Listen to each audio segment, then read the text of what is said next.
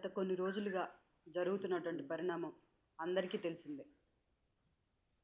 ఈరోజు ఒక గిరిజన బిడ్డ ఎదుర్కొనే శక్తి లేక ఎన్ని కుట్రలు, కుతంత్రాలు చేస్తున్నారో నిజంగా ఎంత బాధాకరం అంటే, నాకు కార్పొరేటర్లు మద్దతు ఇస్తున్నారని వాళ్ళని భయపెడుతూ, బెదిరిస్తూ, కేసులు పెడుతూ, కనీసం మహిళా కార్పొరేటర్లను కూడా చూడకుండా వారి ఇళ్ళకెళ్ళి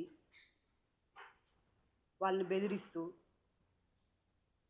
ఇబ్బంది పెడుతూ, బయటికి చెప్పుకోలేని పరిస్థితిలాగా వాళ్ళని అనేక విధాలుగా భయపెడుతూ ఇబ్బంది పెడుతున్నారు.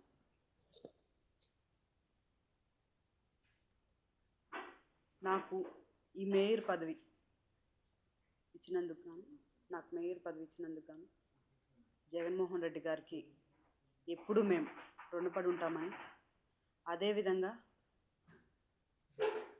నాకు ఈరోజు ఇంత కష్టం వచ్చిందని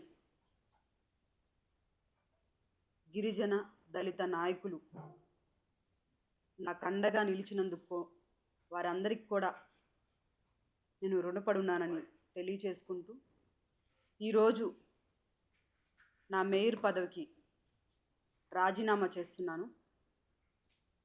రేపు మార్నింగ్ వెళ్ళి కలెక్టర్ కూడా అందించడం జరుగుతుంది. నేను మేయర్ పదవికి మాత్రమే రాజీనామా చేస్తున్నాను. ప్రజలకు ఎప్పుడూ చేరువుగా ఉంటాను. వారి ఆశీస్సులు మా మీద ఉన్నాయని మేము అనుకుంటూ,